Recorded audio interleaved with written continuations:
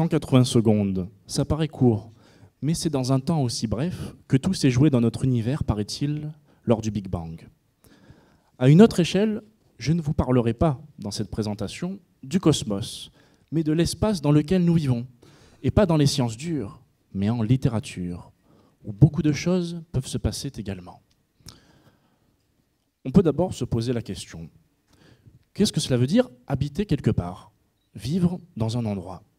Bien sûr, depuis l'aube des temps, on est, on vit, on connaît mille et une passions, mais toujours dans un espace donné. Cet amphithéâtre, justement, où vous écoutez aujourd'hui des oraux de vulgarisation de thèse, est aussi un lieu avec une géographie particulière. Mais ce lieu, eh bien, on va l'oublier, comme on oublie généralement les lieux de notre quotidien, banque, cinéma, maison, appartement. Alors vous pourriez me demander, pourquoi prendre davantage conscience de l'espace? Et qu'est-ce que la littérature a à voir là-dedans? Eh bien, je vous répondrai que les écrivains ont souvent mis en avant l'espace, et pour des raisons essentielles.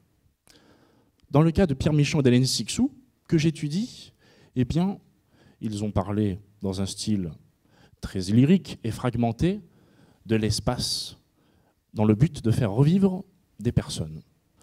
Je vous explique la chose. Mon idée de départ, c'est que notre existence humaine est marquée par ce que j'ai appelé la charge symbolique et émotionnelle des lieux. Qu'est-ce que cette charge? Eh bien, c'est le fait que nous intériorisons l'espace, que nous projetons sur lui nos sentiments, nos fantasmes, mais aussi nos souvenirs. C'est ce que nous retrouvons chez Pierre Michon, dans Vie de Joseph Roulin. Quand le postier qui fut le modèle de Van Gogh apprend la mort de son ami artiste, ce n'est pas à la peinture qu'il pense, non, c'est un lieu, nous dit Michon, un lieu où il a rencontré Van Gogh. Cixous, elle aussi, nous parle des maisons d'enfance. Alors, certes, mon travail ne va pas recréer les maisons de votre enfance, ni les lieux où vous avez pu rencontrer des personnes qui ont pu compter pour vous. Non, ce que j'ai voulu faire, c'est montrer que l'espace est le reflet de notre identité, qu'on peut à tout moment retrouver dans ces livres, justement, où le paysage nous rappelle notre personnalité et tous les éléments constitutifs de notre passé. Il tient à vous de les retrouver et de lire ces auteurs qui peuvent vous en rappeler le prix. Le voyage, au final, est devant vous.